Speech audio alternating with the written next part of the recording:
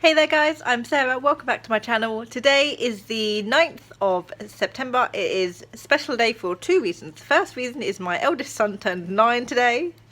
He's almost a decade old, I can barely believe it. The second special thing about today, compared to the birthday, it's not that special, but today is the day that I send Nephilim off to beta, finally, after 3 months of rewriting it.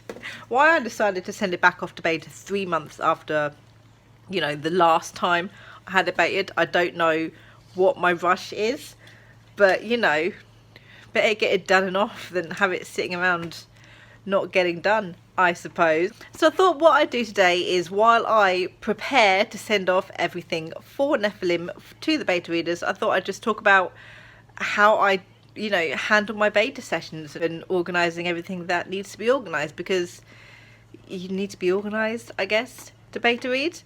Haha. So I have been beta reading Nephilim since about 2017, which is a good couple of years it's been in beta.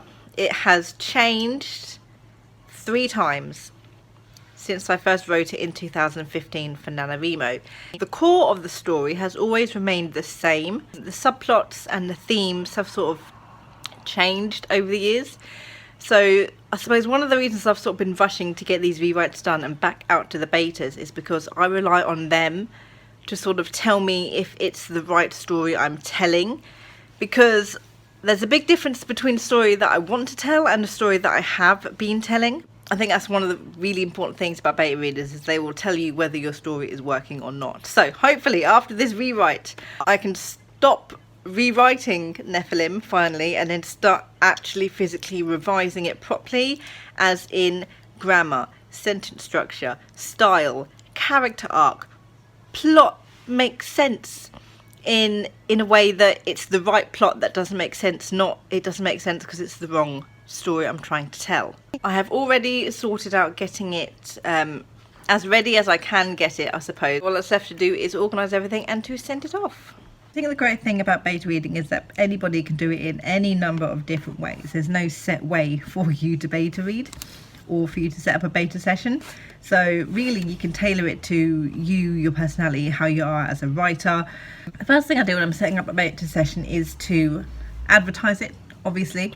I use Tumblr and Twitter, which is where I am most active. You can find them anywhere, and I suppose the most important thing I want to say is beta readers are free. Beta readers are free. They are volunteers, unless you want to go and pay for a professional beta reader, who for me is more or less like an editor. But then the debate about what a beta reader actually does is always open.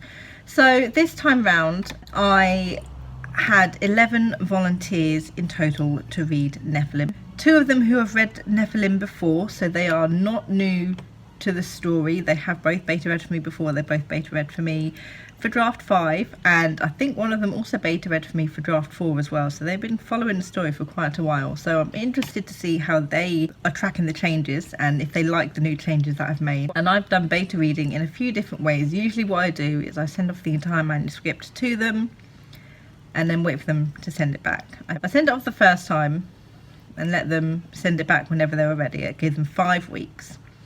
And waiting those 5 weeks almost killed me. I could not wait. So the second time I did beta reading, I sent it off in acts. So I sent Act 1 off first for 3 weeks, Act 2 for 4 weeks, and then Act 3 for 3 weeks. So once they'd sent me the feedback for Act 1, I'd send them Act 2. That worked really well in the fact that I could then get started on, you know, my rewrites and revisions for Act 1 while I was waiting for Act 2 to come back.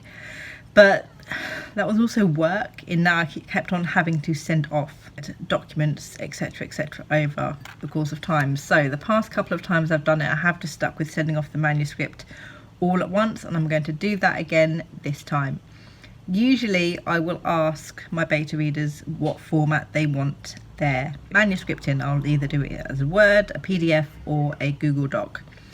This time I'm not gonna give them an option, mostly because I forgot to ask, you know, if they wanted an option. So I'm going to stick it on Google Docs and send them a link to Google Docs, and I'm also going to send them the manuscript as well, so they can pick and choose whether they want to do Google Docs or whether they want to use a manuscript. So it'll be entirely up to them. I always like to be super organised when I do my beta reading, because I think the more organised I am, the better.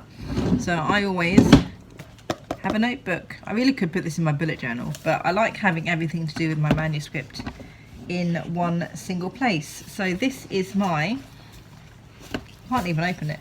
This is my latest beta reading notebook for Nephilim. So when I work on other projects, I will have a specific folder for beta reading for all of them. This was for the first beta read I did this year. So these are all of the notes that everyone came up with. And then this is everything that I needed to change per the last beta read. And then I was going to add in things and other stuff as well, but I never actually got around to doing that because, you know, I procrastinated doing the work, really, is all I can say about that. What I usually do when I am beta reading is I'll put everything in my folder. Ignore my nice writing that I always use when I type Nephilim.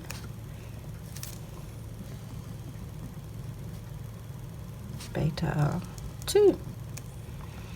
So this is a form that I've used this time around for Nephilim. They're always extremely similar, although this time I am doing something slightly different with my beta readers. I always use Google Forms just because it's easier to collate all of the email addresses that I need to be sending off. Everything is in one place. I don't have to go to Instagram, to Twitter, to Tumblr, to my DMs and my messages to try and, you know, figure out exactly who it is that is beta reading for me. It's all here, except for obviously the 2 people that volunteered on Twitter whose I need to get one of their email addresses. I'll do that in a moment. So it's always a really, really simple form, and it used to be a lot more complicated than this, but it's simply email address, name, age, which type of reader do you wish to be, and would you be open to a Discord server. I've been on Discord a lot recently, so that's why that's there. All I'm going to do now is go through the 9 people on Google Docs, on Google Forms from Tumblr, and write down their names and email addresses, and then I'm going to note down which type of reader they want to be. Now this is where I have done something different this time round. There's always sort of, I don't want to say discourse because it's not like an argument, but I'm going to say discourse anyway because that's the word I've got. There's always discourse around what a beta reader is actually supposed to do. I always understood it when I first started asking for beta readers that they are the first readers of the book. They will read your book as a reader and tell you what they thought by answering a few questions at the end, usually related to plot, related to character, were things boring, was the pace okay, etc, etc. But that has sort of skewed, and a lot of people now sort of take beta readers as sort of editors. There's people who will go through, who will leave inline comments about what they liked and disliked, who will go into detail about plot, about character, what works and doesn't work, and sort of do a really in-depth analysis of your work.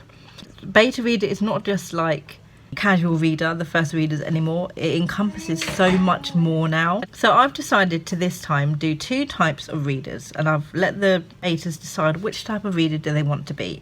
Do they want to be a casual reader, as in they will read the book as a reader, answer a few questions at the end. I'm not expecting anything in-depth or anything analytical from them at all. So if you were a reader picking this up off a shelf, what would your thoughts be? And then I've asked for in-depth readers. So people who will go through and critique it and focus on more on the plot and characters and what works and doesn't work. And, you know, they're going to stick their grammar edits in there as well anyway. I'm just going to stop asking people not to look at grammar because they don't listen. To a casual reader, if they pick this up, what would they think? To a writer, or, you know, someone in the industry, what would you think, you know? So I think it's really good to sort of get those 2 different responses to your book, because I could read a book as a reader and it'd be okay. I could read it as I was beta reading and I would pick up on stuff more because I'll focus more on the novel itself, because I like to speed read, so I don't take anything in. I've also asked for ages this time around. They don't have to give me the age if they don't want to. It's not like you have to give me your age. And that might be a really, really weird thing to ask someone for the age beta reading, but I'm writing YA, and I don't even know what the age range is, which is really, really bad, but I don't know because I don't really care. So I've asked everybody for their ages just so I can sort of see the response I get regarding the story from the actual age range of a YA, whatever it may be, and then for the adults. And I want to see if the adults can still sort of be relatable to any of the characters who are younger. But I'm just curious to see, because I've got an age range at the moment from 16 to 45, so it's a really, really wide age range. And with YA and such a wide range of ages, you want to be relatable to sort of all of them, because I'm just curious. I'm very curious. That is how I'm handling my beta sessions now, with the 2 types of readers, and then with the ages, just so I can, I don't know, for research purposes, I guess.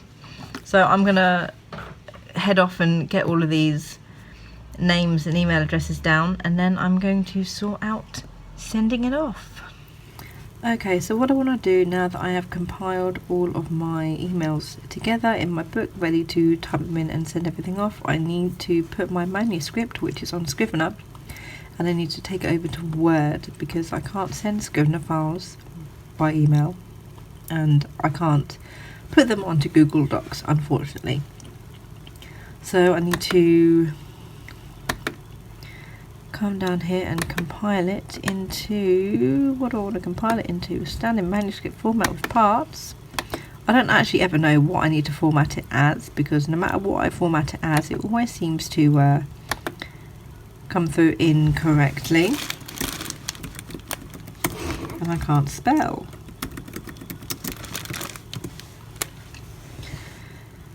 So I can see it never ever has the chapters or the chapter headings, so I need to go through then and put all the chapter headings in myself, which is a massive pain in the butt. And we're going to fast forward through this opening word situation. Please don't be too long. I can see it now. Oh my god. Oh my god. 1 of 504. 102,835 words.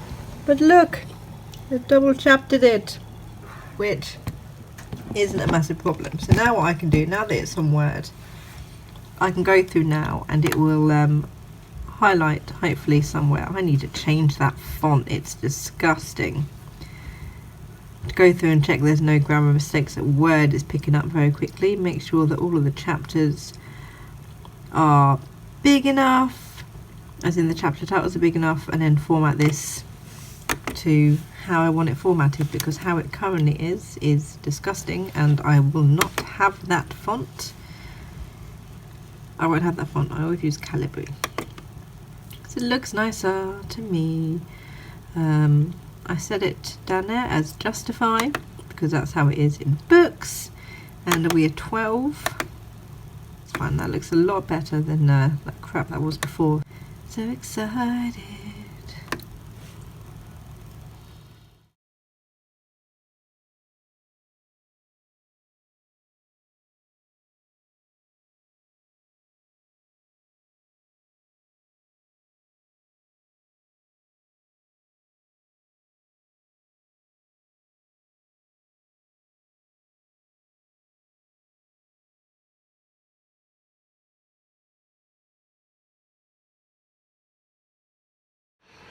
Hello, so it's 20 to 10 and I'm just done with going through this novel and changing everything. I came across a part that I had not written. Yeah. I vividly remember writing it as I was rewriting it and sort of not knowing what to put. So I sort of like put some stars there and I skipped it. And then I noticed it twice as I was going through changing the spelling and making sure that everything was sorted, and somehow I forgot to do it then. And then I've just been going through it and I found it again. I was like, damn it, now I have to sit here and write something. So it's filled in and it's fine now. So now that I've done that, it is read. It's not up on Google Docs yet, but that will take me like 5 seconds to do so. Now I need to sort out my beta questions. Now, because I've got two different sets of readers, I've got casual readers and in-depth readers, I'm going to need to do 2 different sets of beta questions. I don't want to make either of them too big, because for my casual reader, obviously they're not going to really think too much about it, so they have basic questions like, do you have a favourite scene or least favourite scene, favourite character, least favourite character, did you enjoy the story as a whole, did you get bored at any point, and do you have any other comments you want to give? Very nice and simple, sort of the things that I go away thinking about after I've finished reading a book. My favourite scenes stick with me. The boring scenes, I'm like, oh, I wish I hadn't read that scene. I know which characters I like, and I know if it held my interest. So they're the most important questions for me, for the casual readers. For the in-depth readers, I'm going to give them a set of 10 beta questions to answer at the end, which are going to be slightly more in-depth, focus more on the plot. Did it make sense? Was there anything you didn't understand? Characters' motivation. Did you see the arcs? And sort of more picky questions, things that I'll have to work on in the end. And once I've done those questions, I can stick it all together in an email and then I can send it off. So I'm currently filming another video, and then I sort of realised that I forgot to end this one properly, despite the fact it was sort of a vlog / information session. So that's me and how I do my beta sessions. Clearly I need to start doing them, you know, before the day I send them off, because going through the novel took me way longer than I thought it would. And yeah, that's how I do the beta sessions. So thank you so much for watching, guys, and I'll see you in the next video. Good thoughts and happy writing.